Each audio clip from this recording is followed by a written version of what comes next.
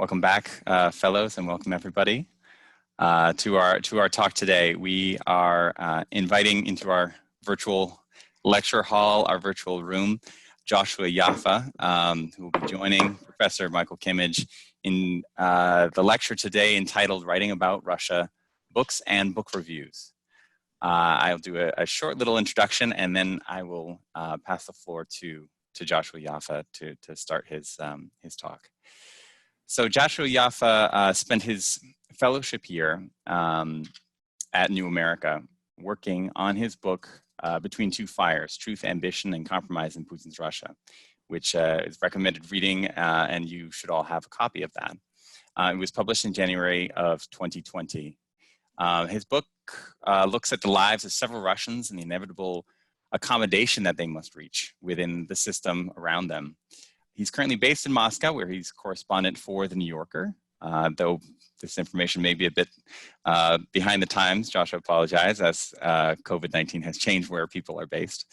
But he has also reported from Russia for Bloomberg, Business Week, The Economist, National Geographic, The New Republic, and The New York Times Magazine. For his work in Russia, he has been the finalist for a Livingston Award, a visiting scholar at the Harriman Institute at Columbia University, and received a grant from the Pulitzer Center for Crisis Reporting.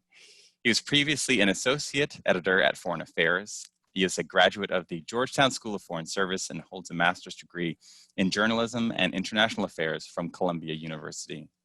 So please give a warm MSSR 2020 welcome to Joshua Yaffa. Thank you. Thanks for the introduction, and thanks for having me.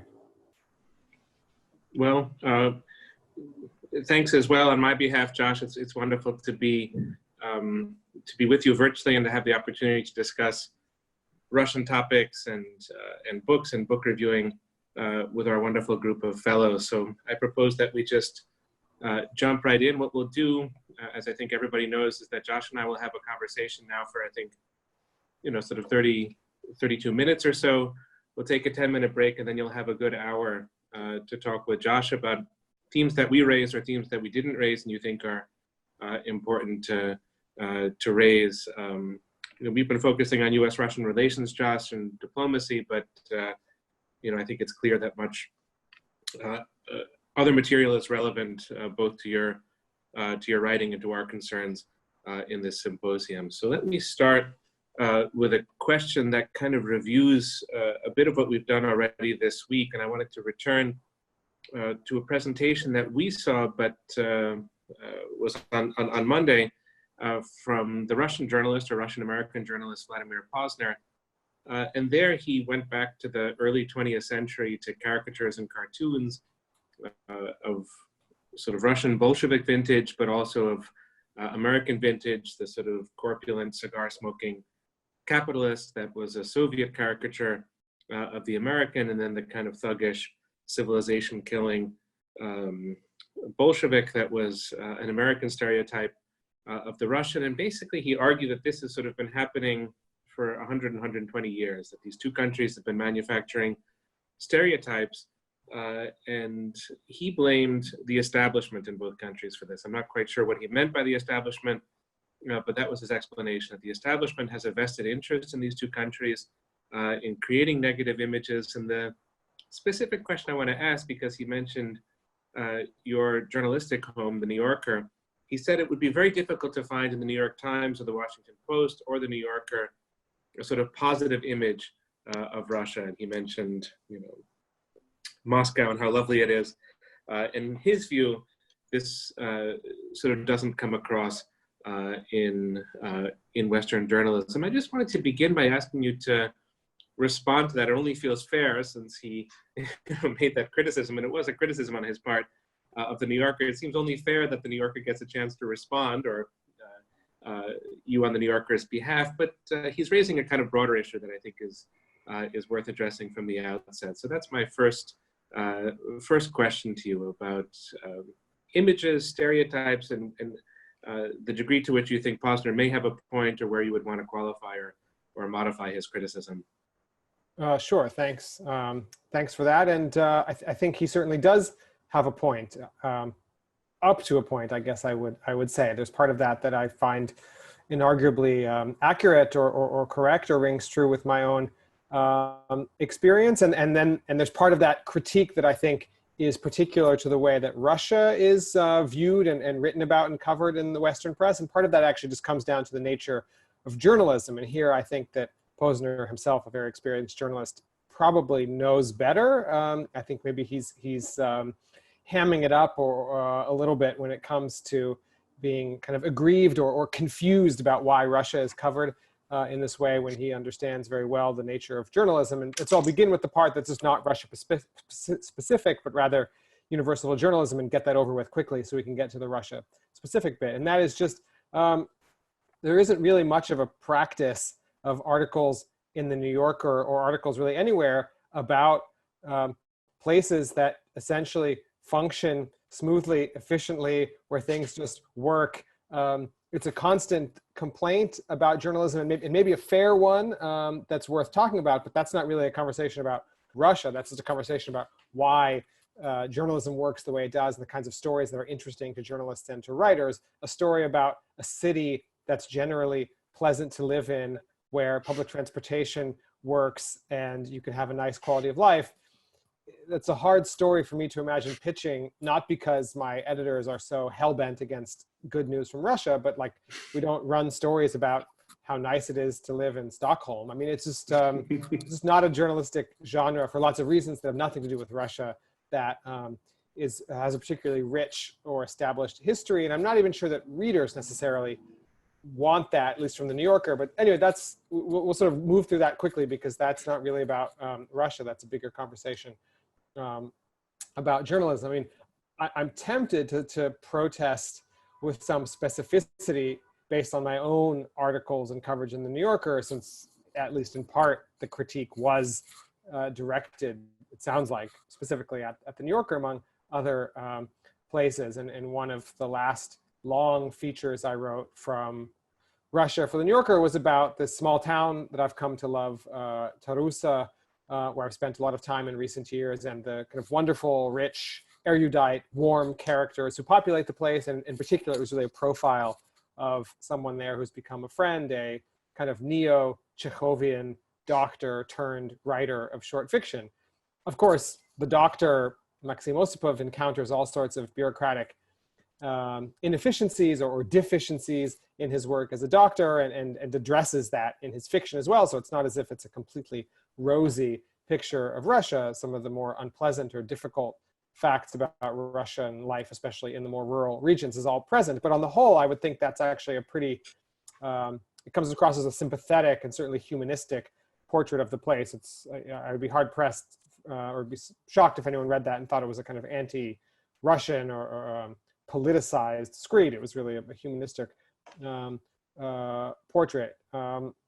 And I don't write that many articles, long feature articles for the magazine every year, right? So that's like 1 out of 3 articles I wrote last year was this humanistic portrayal of this small town. And I just, in the defense of colleagues, say at the New York Times, there's lots of stories actually in the New York Times about Moscow urban improvements. Just went on a long bike ride actually last night with Anton Tranovsky, who we talked about his piece from last year, or even the beginning of this year, about stroganina, the kind of delicious frozen sushi of the Russian North. And a place like the New York Times, because it can publish so frequently, actually there's many more pieces than perhaps someone like Posner realizes about things like the delicious, somewhat bizarre food items for the American reader that people eat in Yakutia. And they're actually, I think it's just wrong to only seize, to look at the also very good and very necessary long investigations of, Russia's geopolitical footprint abroad, the Pulitzer Prize winning work that the Times did last year involving Russian meddling in Africa, not only its military intelligence assassination squads in Europe. I mean, I'm very glad and grateful as a reader that the Times does that work, but I just think it's wrong analytically to think of that and to just sort of exclude all these other pieces that maybe don't get the same attention, don't get the same level of prizes. But that's a separate then it's kind of the critique is not quite directed at the same place. The journalists and editors at the Times actually are, I think, doing a pretty good job of bringing Russia to life. That said, I do think that there is an unavoidable, or rather undeniable, Putin centricity to American coverage of Russia. That strikes me as obvious and inarguable and lamentable, because I don't think that Putin psychoanalysis, which so often, for lack of better repertorial access, is essentially what we're doing as journalists, because we don't have access to the contents of his brain or what he said to a very small degree of small number of inner circle people around him. So we are essentially kind of guessing or trying with some analysis and experience fill in the blanks, but sort of guess at what his motives or strategies may be. And that is unfortunate, because that doesn't really tell you all that much about what it's like to live and exist and work and be in Russia. That doesn't really concern the everyday lives of Russian citizens. So it's a question, I think, of what actually the point of Western coverage from Russia is or should be. What do readers want? And here, I think that journalists in Russia are responding to actual reader demand. I mean, it's a complicated chicken or egg question in terms of, are readers so fascinated by Putin because Western journalists have built Putin up into this a kind of mythological Bond supervillain who's just very interesting to read about because there's so much mythology around him? Or do readers themselves bring that kind of mythology to bear, and they're wanting to read Putin pieces more than they're wanting to read pieces about stroganina, the delicious frozen fish delicacy from Yakutia? And the difference between covering Putin-era Russia and this period that Posner was talking about, or really the whole of the Soviet period, is I think, and I wasn't really around as a reader and certainly not as a journalist in the Soviet period, so I could be a bit off in my comparison, but there is a degree of personalization to Russia's footprint in the world, at least, right? If you're an American or a Western reader interested in the way that Russia interfaces with the world, it really does come down to what one man, or at least one small, very group of men, is thinking and the way they view the world and their strategies. It isn't actually a kind of whole of Russia matter. That's just the nature of the way power is, and especially foreign policy is wielded in Russia today. That does come down to the calculations and urges, whims, strategies of one man or one man in a small inner circle. So I think it's unavoidably analytically correct to say if what you're concerned about is understanding the way that Russia acts in the world, the way it interfaces with the West, with the US, that really is a question of, what is going on with Putin and what are his calculations. I'm not sure that, going to Siberia or Vladivostok or the Caucasus gives you a lot of insight into that question, if that is indeed what you're interested in. And it would be fair, if you're an American or Western reader, that is the thing you're most interested in. You're interested in kind of, what is Russia doing in the world? What does Russia want to achieve, and how will it act vis-a-vis the United States? In that question, all roads really do lead to Putin. And so I don't know if that results in caricature, right? And so maybe Posner and I are talking past one another a bit. I'm talking about a kind of tendency toward Putin centricity in American coverage, and he's talking about character. I actually see less character. I don't think that journalism about Russia is filled with kind of cheap stereotypes of I don't know what Posner means by character. I don't see a lot of descriptions of Russians, swilling vodka, taking their bears for walks in the streets. I don't know what he's suggesting by stereotype, but I don't see stereotyping of Russians so much. I do see this focus on Putin that does lead to, I think, gaps of understanding about what it's actually like to be Russian and live in Russia. And that is lamentable, because if in addition to wanting to understand Russia's geopolitical aims and its likely geopolitical kind of footprint and machinations and how it's going to affect relations with the US and the US itself, that is a Putin-centric story. But if besides that, readers also do care about the fabric and texture of life in Russia and domestic stories and trend lines and what's important to Russians themselves, that is boxed out of a lot of the coverage by this both understandable but also lamentable focus on Putin. I don't know if that's, how much I ended up speaking directly to Posner's comments or not, but that's what comes to mind when I think about these questions. It's a wonderful wonderful rebuttal. And if we had infinite time and the means, it would be wonderful to have the two of you talk about it together. But it's a wonderful rebuttal to what he says. I have a related question. I just want to contextualize that a little bit, that during the Cold War, there was very substantial expertise on Russia and the Soviet Union, academia, government, expert community. It's a common remark now that there's much less of that than there used to be. 9/11 and a shift of priorities and a sense of Russia in the US as of diminished importance. So that's perhaps missing, or maybe that's an objective fact and that's no longer there. I think also during the Cold War, there were a lot of emigre voices. You think of the role of somebody like Rostropovich, who emigrated, of course, but was a kind of ambassador for Russian culture in the city of Washington. And there were many such figures.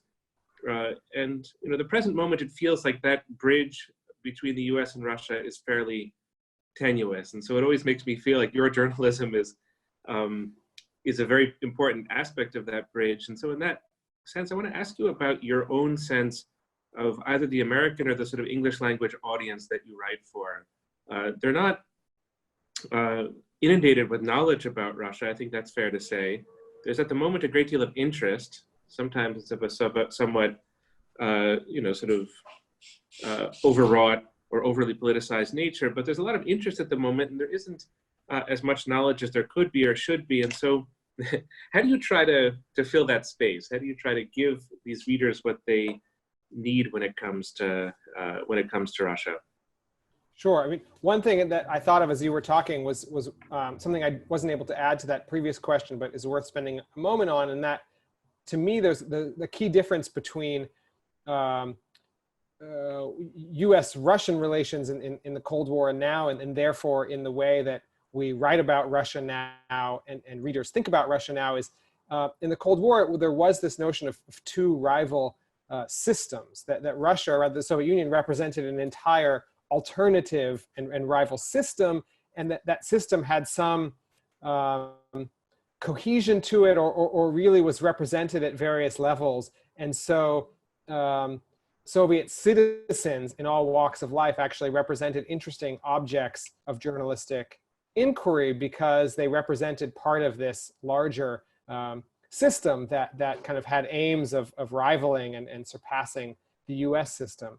Now that's not really the case. Putinism doesn't have those same kind of aims, or doesn't make those same claims, I guess I would say. It's not a coherent rival top-down system. It's not a way of organizing your life or society, right? What would be like the import of Putinism to a third country? It's not a kind of ready-made, out-of-the-box system like communism was. And so in that sense, the role or experience or lives of individuals within that system is naturally, in a way, less, I guess, important. I mean, that's a word I'm hesitant to use to say that the understanding the lives of everyday Russians is less important. But again, if what we're interested in, or what readers are interested in, is Russia's kind of geopolitical footprint, right? There's less of a kind of top-down cohesion to the Putin system than there was to the Soviet system. It doesn't have that same airs of being a rival,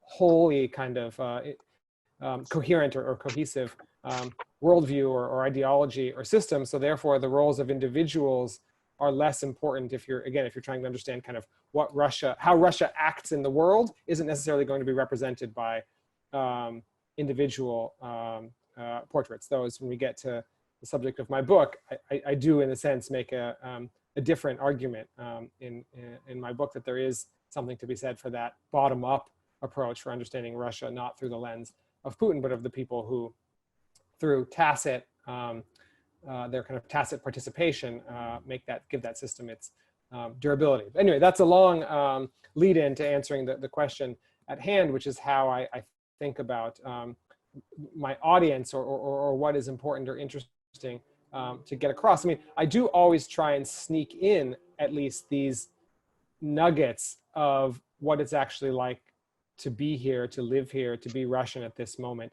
in time. I say sneak in, that's really concerning work in the New Yorker. The book, I hope, was kind of frontally and largely about that. So maybe we can sort of separate the two. For the New Yorker, I tend to write, notwithstanding pieces about small towns and the doctor turned writers who live in them, I do tend to write more directly on politics, on geopolitics, investigations about either figures or events of a political nature in Russia. I guess, though, whatever genre I'm working in, I try and demystify the place. I think that there's a lot of, as I spoke about in my opening, in my response to the first question, a kind of mytholization of Putin that makes him seem a character somehow separate or apart from our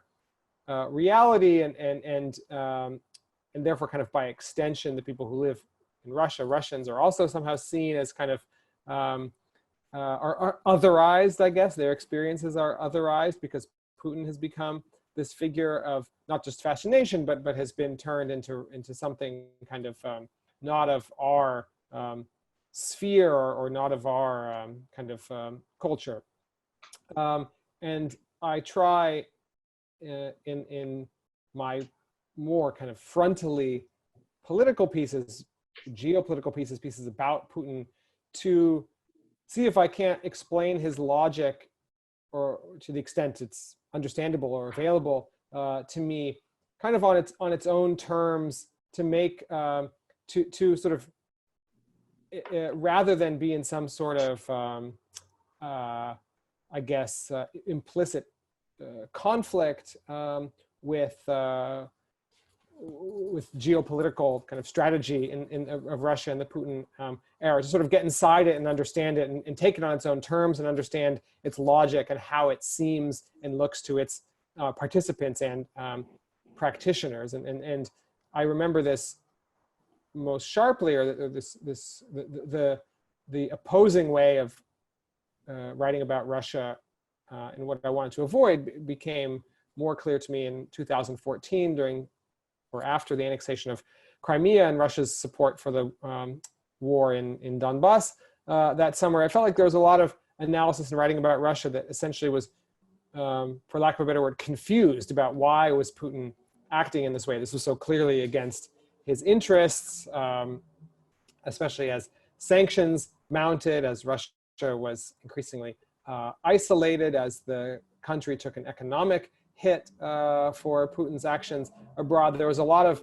confusion and mystification about, why would Putin act this way? And I felt like it was actually pretty understandable if you kind of got inside his head a bit and saw the way the world works from his perspective. And so from that point, I've always tried to write with that approach in mind, and to write with that kind of tone and viewpoint to explain both Putin's individual actions on the world stage or domestically, and also Russia writ large as a geopolitical actor, by understanding how things look from here, the experiences, the history, the traumas, the memory, and the calculations that go into, say, Russian foreign policy, which often looks different than the way that someone in Washington or elsewhere in the West kind of understands what Russia's interests should be. I guess that's it in a nutshell, right? I think there's a lot of writing about analysis of Russia's interests, essentially extending what a Western politician's interests are or should be to Putin, and then you end up in a state of confusion. But at the same time, I try and, when it comes to the lives of everyday Russians, to present them as fundamentally recognizable, to find the universal and common in the Russian experience, to demystify the experience of what it is to be Russian and to live in Putin's Russia. I have lots of friends it's family who I talk to regularly, and when I'm home in the U.S. or meeting them elsewhere in Europe, they ask questions about, what it's like to live in Moscow, presuming that it's, what's it like to live on the moon, right?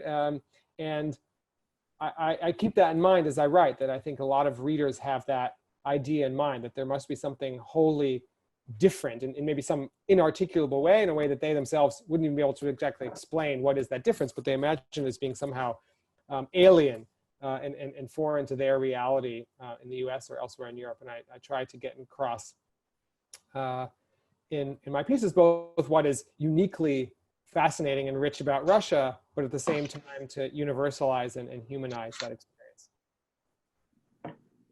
Wonderful. We were just speaking before you came on about Orientalism and how that might, sort of norms of Orientalism, how that might apply to discourse about Russia. And I think that there is an application, and your question speaks to that as well. We were discussing this idea of a presumption of Western rationalism and a presumption of Russian irrationalism, which is, after all, something that lies very deep in the history, not so much of Russia, but of Western Europe and the United States. And it does seem to me that one way of breaking that down, and I think that you do this in such beautiful ways in your journalism, is through the act of translation, broadly construed, that you try to translate certain things. Sometimes it's language, sometimes it's historical experience, sometimes it's other things. And that leads me to my next question, which you've already alluded to in two respects. You mentioned Chekhov and you mentioned portraiture. And it seems to me that a lot of the foreign policy discussion of Russia among English language, sort of readers, policymakers, politicians is fairly stark. There's often a kind of either or quality to it. If you had to put a literary label on it, you might describe it as Dostoevskian. It's melodramatic and stark. Whereas I think the notes that you strike in a lot of your journalism, and especially in your book, which is a book of portraits, it's a book of biographical sketches, is much more Chekhovian, which is to say that there's a lot of gray zones. I mean, Chekhov is the ultimate writer of a world that's neither this nor that, but is very often in between this and that. That alludes in some ways to the title of your book, Between Two Fires. But I love the quality of in-betweenness that emerges in your portraits. I do think it's something that we very much need. We who are not in Russia sort of need to know about Russia, but I'm curious how you get to those portraits, how you choose them, how you choose your subjects. I mean, of course, you could write what's now become a little bit of a standard issue piece on Dugin and the Eurasianists and their sort of over-the-top theories for taking over Eurasia. You could do that sort of stuff, but you don't. And I'm curious how you get to these portraits that are surprising to non-Russian readers, at the same time illuminating, sort of indicative. And with many of your portraits, I think of Konstantin Ernst, I myself can't quite make up my mind what to think about the man. He seems to have, many and contradictory characteristics, and I like that aspect very much of how you write and what you write about. So I wanted to ask you about this portraiture and these sort of Chekhovian themes, and how you, when you choose what to write about or what to pitch your editors back in New York, how you kind of come up with these themes. Well, that's such a delight to hear about, for example, your reaction to the Ernst chapter, because it was exactly that effect that I was aiming for. I was hoping to write about characters and bring to life characters who would essentially confound the reader, just as they had honestly confounded me and defied my urges or inclinations to place them firmly in one category, to issue some resounding black or white moral judgment. I found myself as a writer unable to do so. And while I'm not at all opposed, I don't resist when people who read the book do issue such proclamations and tell me, no, I actually think this or that character had, crossed the line. I think their compromise in the end was, not somehow sort of stained them in irrevocable ways. I don't push back, but I am always happy to hear of readers' encounters with the characters that mirror my own, of this betweenness and never really finding a clear path out of that. And the way I achieved that, I don't know if this is kind of cheating or an unsatisfying answer, is that I designed for that. I built that into the book from the very beginning, and I sort of put on glasses or filtered through the vast, infinite, potentially cast of characters. When you sit down to write about a book about Russia, there's 130 million people to choose from. So how do you set about finding the 6 or 8, however many you want to write about? And I was pretty clear with myself from the very beginning that once I settled on this prism of compromise and the wily man, once I read that essay that forms the prologue to the book and gives the book its kind of motivating analytical framework or prism, I knew that it would be most interesting for me as a reporter and as a writer to find people who occupied these gray zones.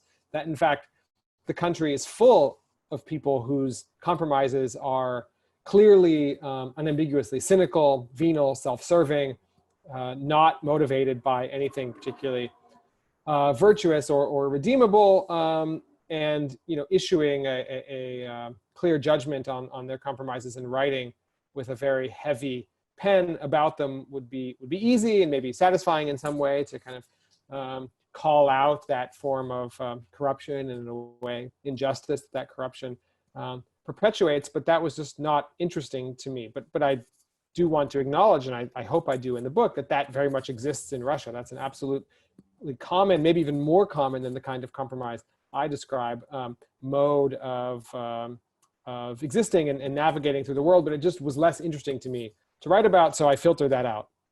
And I also filtered out the pure heroes, the kind of martyrs of Russian democracy and liberalism, opposition activists, people who were very uncompromising in the degree to which they were willing to stand up to the state and bear the costs for that. Such people also very much exist, and they're worthy of our attention and admiration, and I do write about them in other ways, in other articles, and they certainly get a lot of attention. Maybe some would argue fairly too much attention in the Western press, because that's a story that we're familiar with and we like to root for and should root for. I think there's nothing wrong with rooting for those who champion democracy over autocracy, but if they're less representative than may seem in the pages of major newspapers, perhaps that gives a disservice to the reader. But I wanted to avoid them, not for that reason, not because I thought it was somehow would give the wrong kind of analytical impression to the reader, but it was just, again, less interesting to me as a reporter and as a writer. So a lot of this was effectively selfish, I guess you could say, in the sense that I wanted to find the kind of people who just motivated and excited me, and who, if I'm going to spend 2-3 years on this project, who are the kind of people that are going to keep giving me that, I'm going to feel that intellectual pull toward, the attraction toward, that I want to get to the bottom of their compromises and not exactly solve this unsolvable conundrum, but kind of keep working through it, keep unraveling the thread, maybe never getting to the end, but the process would be very intellectually stimulating. So I built that into my essentially casting call, I guess you could say, for how I thought about populating the book from the very beginning. And I only was looking for or tried to limit myself to people who occupied that state of betweenness that you said, people like Ernst, people who just when you thought, aha, I think I figured him out, he's all about kind of his own power, and he actually bends his own ideas too far, that he's kind of lost any claim to still being an artist or an idealist.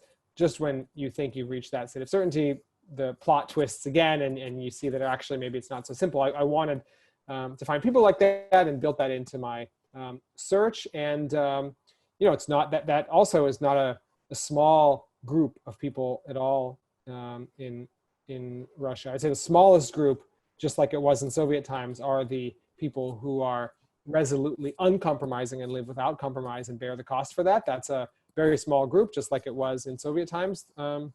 Very few numerically dissidents in Soviet era. I mean, minuscule if you just look percentage-wise. Probably more now, but still a numerically small group. So I wanted to capture this much larger group of people who were in the middle, and people who I recognized, who I felt the most familiar with, people actually that represented kind of archetypes that I saw in my own life and in just friends and colleagues in Moscow. That actually speaks very much to the cohort of people I know around me. I'm in my mid-30s, and people of my generation in Moscow building their careers. Thankfully, I know very few people who are outright kind of cynical, corrupt sadists or manipulators. I don't have too many of those in my friend circle, but I also don't have too many to the barricades revolutionaries either. Most people who I know, who I meet to get dinner with, or used to do that when that was possible, occupy this middle zone. And I found myself very interested in their lives, just talking informally, nothing to do with journalism. And I felt that that was an important way of being that I wanted to bring to life on the page. Wonderful. I have one final question, and then we'll take a break, and it will be the chance of the fellows to ask their questions. And we build this as an event about book reviewing, among other things. And so I just wanted to follow through with a point that I made in my own review of your book in Foreign Affairs, and it's about maybe it's about another kind of book, really, not the one you've written, but another one that you could write. And it struck me that your cast of characters was of the older generation. So they were between two fires in the sense that they had been born and come of age in the Soviet Union, and then they were figuring out their professional paths in the 90s and thereafter, and making compromises, sort of paving their way after the collapse of the Soviet Union. And I was intrigued by this figure who shows up at the very end of your book. He asked this critical question of Putin on one of his marathon call-in shows. And the question was, I think, struck you for its critical force and also for the youth of the person asking it. And then you go to his town, which I can't quite remember the name of, but in Siberia, sort of remote from Moscow. And you're a bit surprised by him in the sense that he's critical of the government, but at the same time makes this claim about wanting to serve the homeland. So it's not, patriotism is not quite the right word. Nationalism certainly isn't, but maybe nationhood would be the word. And just the kind of nationhood that's emerged after 1991 and how this looks in the eyes of younger Russians. So I wanted to just give you a chance to, if it's a criticism, to sort of respond to that point in the review, and to respond to the point as I raise it now. Is there another book that one could write about Russia that would sort of tell this story as well? We're not now talking about in-betweenness, but the emergence, of course, of a complicated sense of nationhood, but of a sense of nationhood after 1991. Sure, absolutely. And on the point of generational cleavages and not representing younger generations as much as I would have liked or could have been useful, that's a point well taken. And that was the one, maybe at least the main, not the only, but the main kind of self-criticism I have of the book is when I finished the reporting and writing, or as I finished the reporting and kind of realized what I had, and it was too late to include a whole nother character or kind of go back to the drawing board in some big way. But I felt that the part I hadn't designed for, but ended up with, were people actually who were kind of in the same generational pool. I hadn't thought about that ahead of time. I think that's a function of just when in your life compromise kind of reveals itself, right? And reveals itself over a long enough period as to then make it, to give you enough kind of data points as a journalist to talk to a person about and inquire. And that just ends up, you end up sucking up characters or being, gravitating to characters who are kind of in the same generational pool, because you just need a certain amount of time in your life for these moments to reveal themselves. The character Danilo Prilepo, who you're referring to in the last chapter, he had this one very interesting moment with Putin on the call-in show, but he hasn't yet faced all these questions that someone like Konstantin Ernst has. There's just less material there and less, there's been less opportunity or less demands for compromise. So we haven't seen how someone like Danila will act, but how he will act is the great mystery or question of the book's epilogue, and in which I do spend time with young people, Danila in particular, but also others. What struck me about Danila and also other young people of his generation, he, I guess, is actually by now 19 or 20. He was 18, or no, I'm getting it wrong. He was more like 15 or 16 when he asked the question of Putin. So he's probably 18 now. That they and it's a gross oversimplification, of course, but nonetheless, allow me to speak with some generalities that are, of course, full of all sorts of exclusions and contradictions. But nonetheless, what struck me about Danila and his cohort is they have this expectation that the state essentially should work, for lack of a better word, and deliver on its promises, and are less wily in the sense that I use it. In other words, if the characters who populate most of the book don't really deep down, or even on the surface in some cases, expect the state to do all that much, they kind of take it for granted that the state is inefficient, distant, corrupt. They don't really ever take seriously the notion that the state should just kind of function and deliver on its stated promises. So they're very, from the very beginning, inclined or primed in a way to use these compromises and to use their inner quote unquote wiliness to navigate the world, because they have no illusions about what the Russian state is and what it can or cannot offer. They're very clear-eyed about that. In fact, that's a fundamental condition of wiliness in the way I use the term, or in the way Levada used the term, is a deep down, it may not always be expressed overtly, but deep down, a real sober, clear-eyed understanding of all the state's kind of deficiencies and its failings, weaknesses, corruption. And even if you give that state or that system your outward loyalty, you're nonetheless looking to come up with all these kind of workarounds to get around or to make work a state that doesn't really, isn't capable of working in the way it should. Whereas someone like Danila and his friends, they have this expectation that they're not yet kind of oppositionists, revolutionaries. Maybe they will become that, some of them, but for now they just expect, they have this kind of admirable expectation that the state should just do what it says it professes kind of to be able to do. They just want a functional state that they can rely on in some sense. They don't want to have to come up with these workarounds, these compromises, these kind of wily adaptations to the state or the system. They just have this baseline expectation that the state should just function and allow them to kind of develop their lives and their careers. And so in that sense, someone like Danila doesn't see it as any kind of contradiction to be sort of critical or questioning of corruption of Putin, and also wanting to become, at least as he told me then, a military pilot, because he hasn't kind of made his peace with the fact that the Putin state is a kind of corrupt, distant, cynical machine. He's not at all kind of just come to terms with that and now going to spend his life finding these workarounds and adaptive mechanisms. Not at all. Like he hasn't kind of accepted that and doesn't seem poised to. He wants the state to work and function and deliver on its promises. And so in that sense, why kind of there's nothing contradictory or even strange about his belief in Russian nationhood. I mean, the question is, will reality, will experience change that view? That's like the great open question of the last chapter of the book. But for now, that attitude is something I noticed, not just with Danila, but with a lot of Russian young people, this kind of a much higher, I think is the fair word to say, degree of expectation of what, of how they think the state should act and what they think the state should deliver on. That very much makes me want to ask about President Putin and the virus, but I'll leave my questions at that. And thank you for